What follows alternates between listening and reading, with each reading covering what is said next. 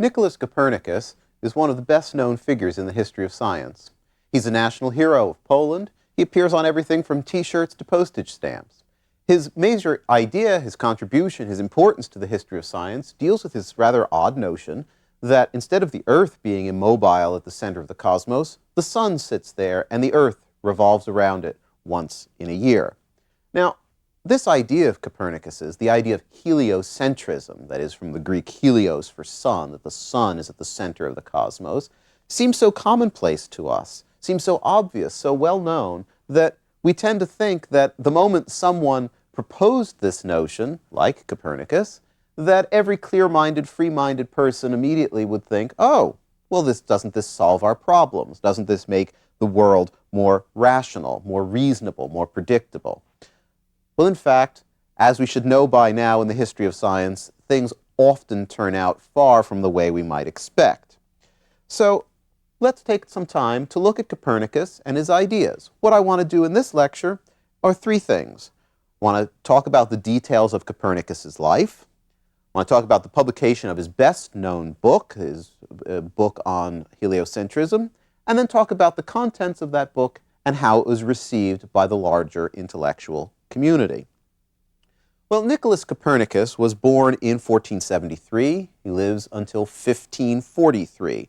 So he was alive at the time of the discovery of America. He's a contemporary of, for example, Leonardo da Vinci. He studied widely and spent most of his life, however, in the post of canon to the cathedral church in Frauenburg. Now, I should say what a canon is. We tend not to have canons very much in the United States, but a canon is a person in holy orders, so it's a religious post, but it's administrative, not liturgical. Copernicus's duties at the Church of Frauenburg were taking care of administrative functions in the cathedral. He was given this post by his uncle. His uncle was the Bishop of Warmia in Poland. Copernicus became an orphan at a fairly young age. He was adopted by his uncle, and his uncle looked out for his nephew.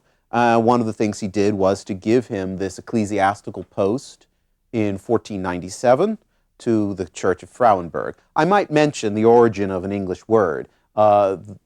Copernicus was the nephew of the Bishop of Warmia. Nephew in Latin is nepos, and this practice of uncles, ecclesiastical uncles, tending to give orphaned, or not orphaned as well, a nephew's church positions is the source of the word nepotism. Very common practice. We have a bad sense of what nepotism is today, but it wasn't considered a bad thing in this case at this time. Well, Copernicus' education began at the University of Krakow. He went there from 1491 to 1494. But then he continued his education in Italy, and his time in Italy was extremely important to his intellectual formation. He studied both things that would be useful for when he went back to take up the post of canon. Even though he was appointed to that post in 1497, he got a number of leaves, and he didn't actually reside there and start working at his post until 1512. So in Italy, he studied at the University of Bologna. He studied canon law there. He studied at Padua from 1501 to 1503, where he studied medicine. And he studied at Ferrara, where he got a doctorate of canon law, obviously useful for a canon, in 1503. But for our purposes, what's a little bit more important is the time that he spent at Bologna associating with the professor of astronomy there, Domenico Maria de Novara, who was also a humanist and a Platonist. Copernicus studied astronomy with him. While Copernicus was in Italy, he went to the Great Jubilee, the year 1500 in Rome, to see the celebrations, and also observed, we know, a lunar eclipse while he was there in Rome. Well, after he finishes with Italy, he attends his uncle for a while as his personal physician, and then in 1512 goes to Poland, lives the rest of his life there in relative seclusion as a canon. However, Copernicus's reputation as an astronomer began to circulate by 1509 by word of mouth. In 1514, he wrote a brief compendium of his ideas, heliocentric ideas, which he circulated in manuscript. This is called the Commentariolus, the Little Commentary. Now, this short work sufficiently established his reputation as an astronomer that in 1515, when the Lateran Council, under the direction of Pope Leo X, were considering how to reform the Julian calendar, because the Julian calendar had gone way off by the 16th century since its start in the 1st century BC. When the Lateran Council was considering this, they wrote to Copernicus to ask his opinion about how to reform the calendar. Copernicus said at that time that we didn't yet know the length of the solar year to a sufficient level of accuracy to reform the calendar. So nothing happened at that particular meeting. Well, now let's talk about Copernicus's most important book, entitled De Revolutionibus Orbium Celestium in Latin, that is, On the Revolutions of the Heavenly Orbs. Now, Copernicus had in mind that he was going to write this work as early as 1515 when he wrote the Commentariolus. But the publication history of the De Revolutionibus, De Rev, as historians of science tend to shorten it, is quite convoluted. It didn't appear until 1543, and it probably cleared the press just a few days after Copernicus had died. Why did it take so long to publish? Why did it take so long to write? Copernicus actually says in his preface that he kept the work back for over 27 years. Well, publication was in fact urged on Copernicus by several people, most of them notable churchmen, in fact. Let's mention some of these. In 1533, Johann Albrecht Wittmannstetter, who was Pope Clement VII's personal secretary, lectured to the Pope and several cardinals about Copernicus's system for a day. The Pope was very impressed by this system, and Wittmannstetter afterwards, through the intermediacy of the Cardinal of Padua, whose name was Nicholas Schönberg, wrote to Copernicus. Schönberg wrote a little bit later, and 3 years later, in 1536, to Copernicus saying, you know, these ideas that you're studying are very interesting. It should be published. In fact, I'll pay the cost to send a copyist to you to copy it so I can have a copy and we can circulate the manuscript. Copernicus, however, apparently declined because he didn't actually, the book still didn't appear for another 10 years. Well, finally, all these people, other churchmen like Copernicus's friend, the Bishop Tiedemann Giese, writes to Copernicus as urging him to publish. Well, finally, apparently, Copernicus is ready, or all these people nagging him wear him down, and he writes the text. In fact, the autograph manuscript by Copernicus still survives in archives in Poland. Although he wrote the text and most of the front matter for the book, he didn't really want to be bothered with the publication. And so what he does is he submits it, he entrusts that publication to one of his students, his most devoted student and disciple, Georg Joachim Rheticus. He was a professor of mathematics at Wittenberg. In 1540, Rheticus writes and publishes a narratio prima, a first telling, in other words. It's sort of a summary of Copernicus's ideas, just to see how it'll fly. The reception is very positive. People are very interested. The narratio prima goes through more than one edition very quickly. So in 1542, with Copernicus's assent, Rheticus begins the publication process. Unfortunately, Rheticus ends up with the same problem that dogs a lot of professors down to this day. He gets a better job offer, this time from the University of Leipzig. So he leaves his post at Wittenberg and goes to Leipzig, takes Copernicus's manuscript, which he's been readying for the press, and hands it off to a third person by the name of Andreas Osiander, who's a Lutheran minister. And Osiander is the one that actually finishes the publication. There's a story that the first copy of De Rev comes to Copernicus while Copernicus is on his deathbed. Actually, Copernicus had suffered a stroke towards the end of 1542. He was bedridden after that. So it's not clear whether, one, the book came after his death or while he was merely mostly or partially comatose. In any sense, he probably never actually recognized the fact that his book had been published. Well, let's look at the scientific ideas in De Rev.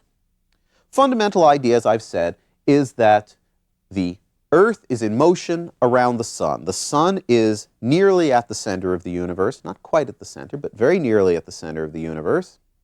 That is, it's a heliocentric system rather than the geocentric system of Aristotle and of Ptolemy.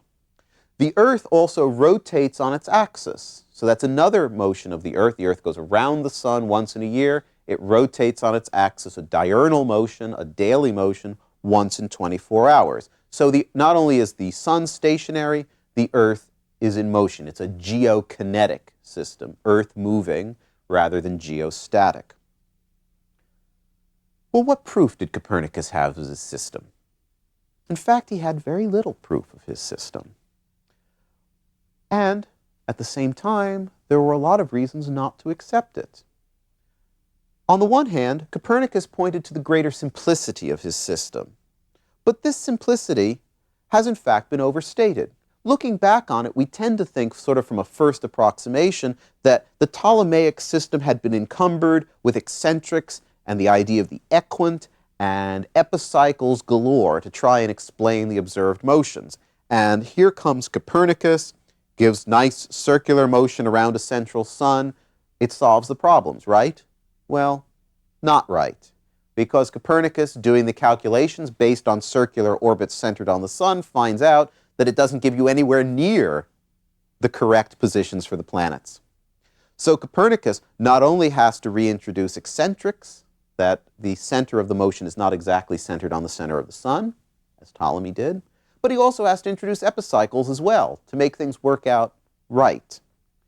So there are fewer epicycles in Copernicus than in Ptolemy, but there are still some. Copernicus' system gives no better practical results, in fact, than the Ptolemaic system, even though it does make the calculations easier. So that helps.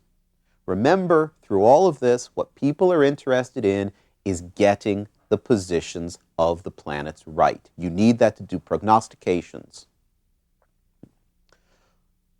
What about contrary evidence? Well, there was one big piece of contrary evidence, and that is, if heliocentrism is correct and the Earth is moving around the Sun, then there should be an observable stellar parallax. Now, what is that? Well, let me talk about what parallax is. Parallax very simply tells us that from two vantage points, the relative position of objects which are closer changes more than for objects that are far away.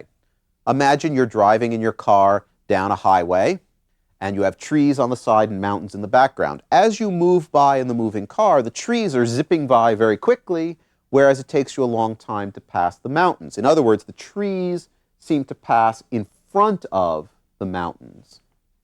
You can do another experiment, but don't do this while you're driving your car. Hold your thumb out at arm's length and line it up with something like a window frame or a tree or something, and look at it with one eye. Then look at it with the other eye, and you'll see that everyone will think you look very strange, but you'll notice that your thumb seems to move in front of the background, and the closer your thumb is to you, the greater the parallax. Therefore, using the same kind of idea, if we look at the stars, let's say in January when the Earth is on one side of its orbit, and then look at the same stars 6 months later, they should shift. The ones closer should seem to move back and forth in front of the ones that are further away. But none of this was seen. That means either one, the Earth is not really moving, or two, the stars are really far away. Much, much farther away than anyone had ever conceived of. And no one could imagine the stars being that far away. Why would they be that far away? Why would there be so much empty space out there? Moreover, the motion of the Earth is insensible and unprovable at best. We've seen medieval discussions of this issue. And finally, heliocentrism disrupts the laws of Aristotelian physics. If the Earth is not at the center, then why do heavy bodies fall to the Earth? Aristotle says they, like the Earth, seek their natural place, the lowest point, the center point of the cosmos. If the Earth is a planet whirling around the sun, why do bodies keep falling into it? And if the moon rotates around the Earth, revolves around the Earth, how come that's the only thing that goes around the Earth and everything else goes around the sun? It doesn't seem symmetrical. It doesn't seem right. It doesn't make sense in terms of physics of the time. So why would Copernicus hold these ideas? Well, let's examine why he would hold these ideas. One of the reasons has to do with the humanism of Copernicus, a humanism which he imbibed not only from his environment, but certainly also from Domenico Maria de Novara at Padua, and presumably from all of his time in Italy during a great flowering of humanism. Copernicus's humanism is clearly witnessed by the fact that his first publication was a translation of Greek poetry. It's also seen in the De Rev with the thick classical allusion, particularly in the prefatory material. Lots of allusions to antiquity. In fact, he tries to support the possibility of his own system by referring to classical models. The Pythagoreans talked about a central hearth of the universe. Doesn't it make sense to think of that as the sun? He talked also about a person mentioned by Cicero by the name of Nicetas, about whom we know nothing, who apparently, according to Cicero, held a heliocentric view. Copernicus also saw his system as more elegant and more aesthetic in a classical sense of aesthetics than what he called the monster, the monstrosity of Ptolemaic cosmology. He said that it is as if someone took hands and arms and feet and heads, each of them well drawn, from different places and stuck them all together. You get a monster, and that's what the Ptolemaic system was.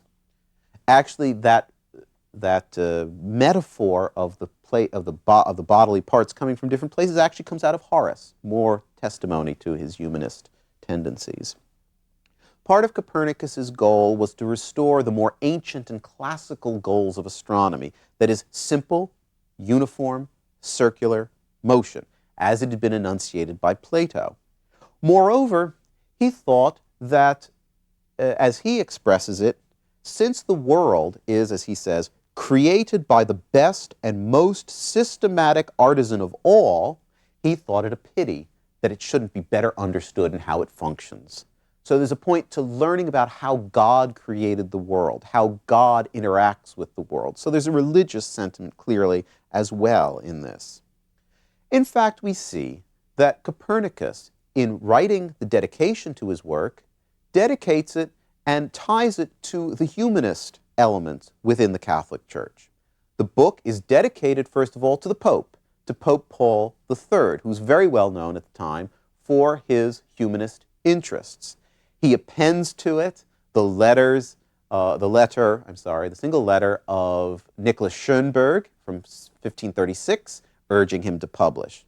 And so he shows himself as being forced into this publication. He says, well, there are some people who are going to have a problem with this system because they think it's too non-traditional. He's talking about the scholastics, essentially. But he says, mathematicians write for mathematicians. And the mathematicians he's writing for are these humanist writers, like the Pope and many of the cardinals who were humanist intellectuals. He says that those who appreciate the beauty of mathematics will appreciate the beauty of his system as well. Well, what actually happened when Copernicus's book gets published? In fact, there's hardly a response at all. Most readers sifted Copernicus's ideas, took the ones they liked, and rejected the others. Remember I said heliocentrism made the calculations a bit easier for making tables of planetary positions. And that's what most people cared about. So, for example, less than 10 years after the publication, the Prutenic tables are published. That's in 1551, as replacements for the older Alphonsine tables of planetary positions. These Prutenic tables were calculated by one Erasmus Reinhold, who used Copernicus's mathematical models, but he himself did not believe in heliocentrism. He just made the calculations easier. The mathematics was good. But there's one big problem that we have to deal with, and this is something that comes out of the difficulties in the publication of De Rev. This Andreas Osiander played a bit of a dirty trick on Copernicus. I don't think he thought of it as a dirty trick, but that may be the way it would have come out to Copernicus. Copernicus and Rheticus really believed in the heliocentric theory. It was literally true to them. However, Andreas Osiander, the Lutheran minister whose job it was to see the final stages through the press, wrote an unsigned foreword to the book that he puts in front of Cardinal Schönberg's letters, in front of the dedication to Pope Paul III, that says that the text is merely hypothetical. In fact, Osiander goes so far as to say that we are, quote, absolutely ignorant of the true causes of planetary motions. He says, moreover, that we can, quote, expect nothing that is certain from astronomy. The fact that Osiander didn't sign this made it look, to many viewers, like it was Copernicus's own foreword. But it undercut the entire text, in a sense. If Copernicus hadn't had his stroke in 1542, he might have had one when he opened the published book and saw Osiander's unsigned preface there. This distinction between Osiander and Rheticus and Copernicus recaps the old divisions between the idea of saving the appearances, saving the phenomena, that is, just getting the planetary positions right, and producing what we could call a physicalist view of the universe. That is, one that is literally true, where the Earth really does go around the sun. It's not just a calculating trick to make the calculations easier. This is going to recur, I warn you, so we'll talk about this more. We have to.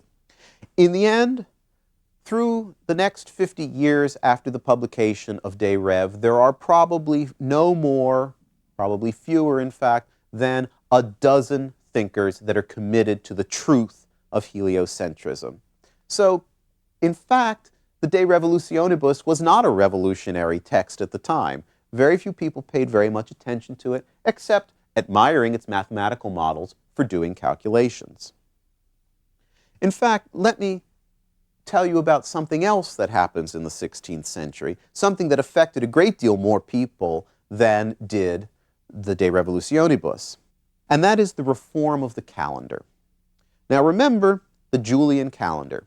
It had been put together at the command of Julius Caesar in the 1st century BC.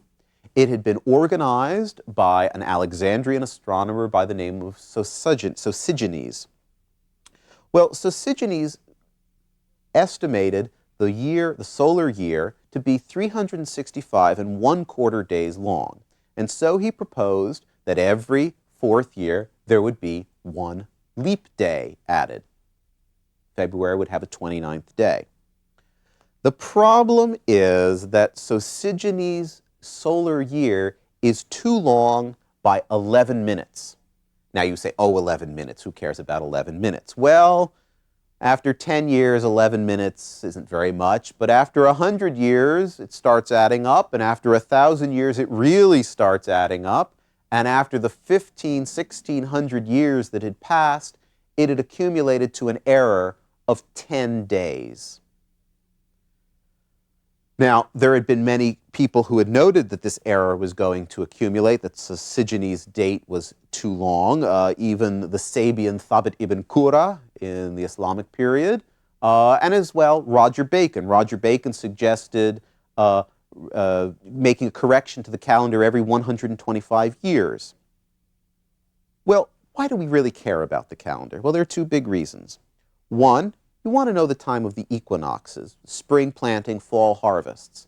If the equinox is supposed to be falling on the 21st or the 23rd of March, and it's really falling 10 days off, well, then your planting cycle is wrong.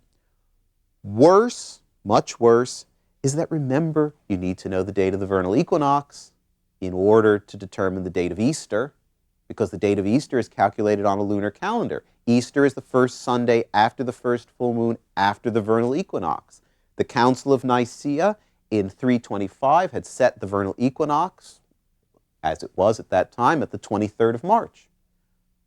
But the problem is, by the end of the 16th century, that equinox was not falling on the 23rd, it was falling on the 13th, which means you'd celebrate the wrong day for Easter.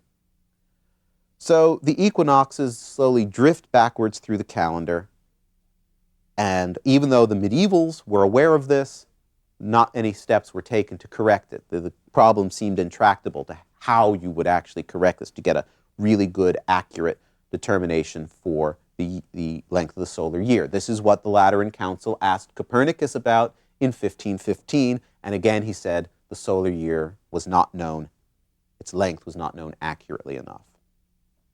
Well, finally, towards the end of the 16th century, Pope Gregory XIII insists upon a reform of the calendar. And this actually takes place, finally, in October of 1582. The Julian calendar is thrown out and replaced by the calendar we use nowadays, which is called the Gregorian calendar in honor of Pope Gregory XIII. What he did was this. Took two things. First of all, keep the calendar from drifting anymore. We'll say that every year, every fourth year is a leap year, except for some of them. The reason the calendar went off is too many leap days had been added in the preceding 1600 years. So what would happen is every fourth year would be a leap year, except the ones that were divisible by 100. So 1700, 1800, 1900 would not be leap years, even though under the Julian calendar they should be.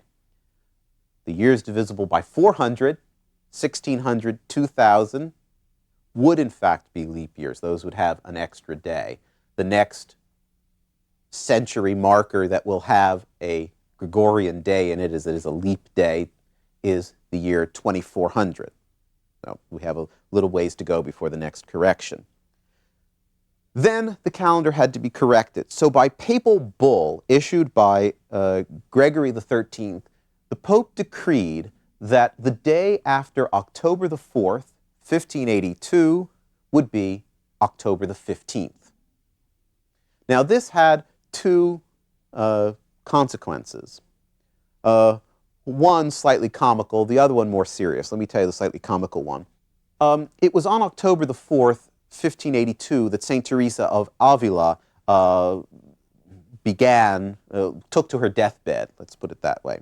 And she died a little bit into the next day, which means if you look at it on the calendar, it looks like she was dying for over a week, from the 4th to the 15th of October. Actually, it was only a few hours, but it just so happens that those intervening dates didn't exist. There is no 5th, 6th, 7th, and so forth of October in that year. The more important one is that, remember that Protestantism had arisen by this point in the 16th century. And the Protestants certainly were not going to listen to a papal bull.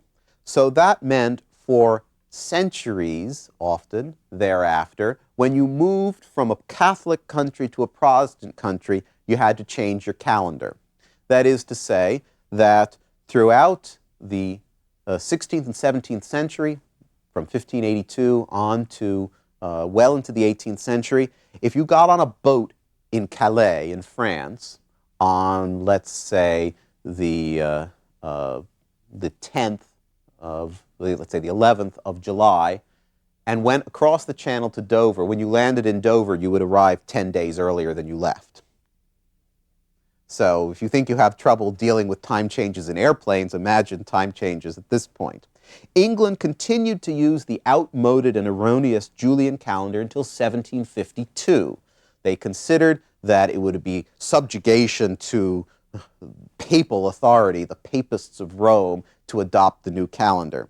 In Russia, the Gregorian calendar was not adopted until the Russian Revolution in 1917. And to this day, the Greek Orthodox Church still uses the old Julian calendar, which is why Easter in the Eastern and Western churches falls generally on different days. They're still calculating it by the old Julian calendar, the West by the improved Gregorian calendar. Well, the calendrical reform of Pope Gregory XIII shows one of the practical applications of scientific knowledge in the Renaissance. In the next lecture, we're going to devote all of it to Renaissance technology. We're going to talk about some simple technologies that affected everyday life or affected the economy of states, but also we're going to talk about how the successor on the See of Peter to Pope Gregory the 13th instituted and paid for a massive, monumental engineering project, which was probably one of the great wonders of the 16th century.